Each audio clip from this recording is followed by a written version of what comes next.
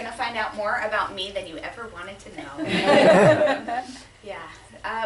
So I'm going to tell you some stories. I'll read you some of my writing. I'll sing you some of my songs. It'll be like story time, but just much more adult themed. So here we go.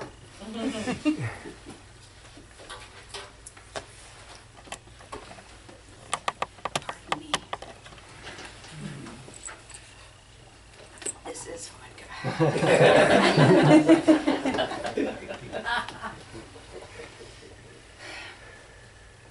Tonight, as I drove down the street, I was afraid that somehow, somewhere in the middle of Van Nuys, my husband would pull up next to me and catch me red-handed. It reminded me of a time in my mid-20s when I was in New York City with my mom and dad. We had just had dinner and seen a show, and we said our goodbyes. I headed up the street to meet this guy for a drink. And when they were completely out of sight, I lit a cigarette and took a long, relieved drag.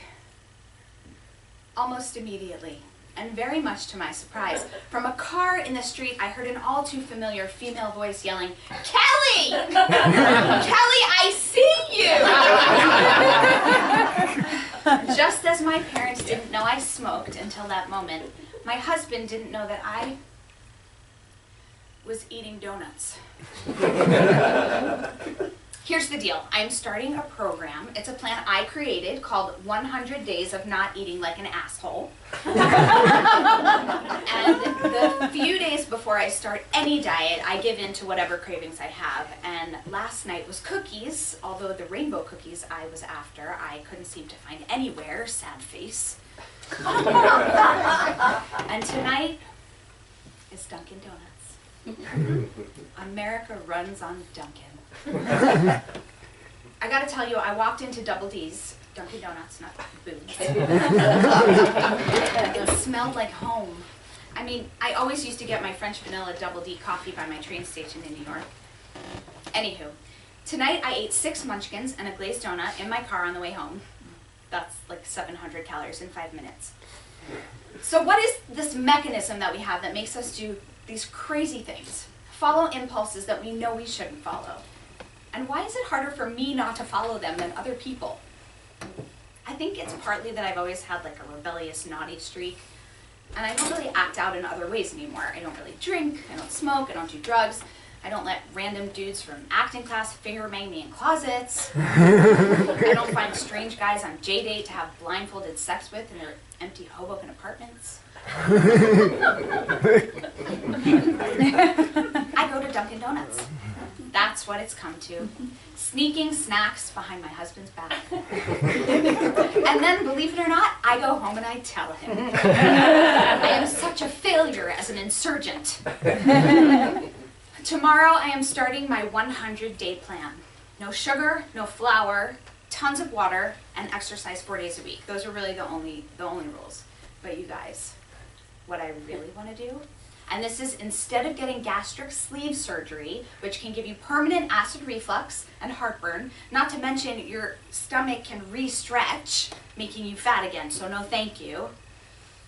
I want to do a fecal matter transplant.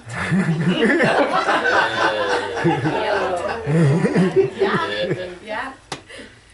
They're doing a study right now in Massachusetts where they take the shit of a skinny person, freeze dry that shit, and put it in capsules and let fat people eat it. I mean, apparently they've had some good results with mice. I want to be part of this experiment. I've researched doctors who would allow a chubby girl like me to eat the shit of a skinny person so I can finally have my dream of being permanently thin. There are no such doctors in this country yet, but I am willing to travel. It's a real thing. Oh, shit, you know. I even found a site with do-it-yourself instructions.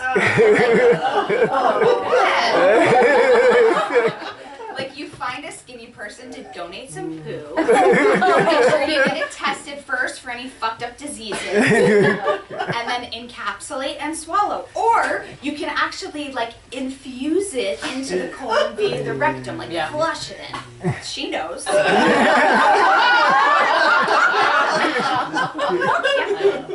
premise of this experiment is all about like gut microbes and bacteria and whatever. I'm sure you'll hear all about it once the trial is complete. For the time being, I'm gonna try the old-fashioned way. Diet and exercise. 100 days of not eating like an asshole. And I will have to find some other outlet for my rebellion.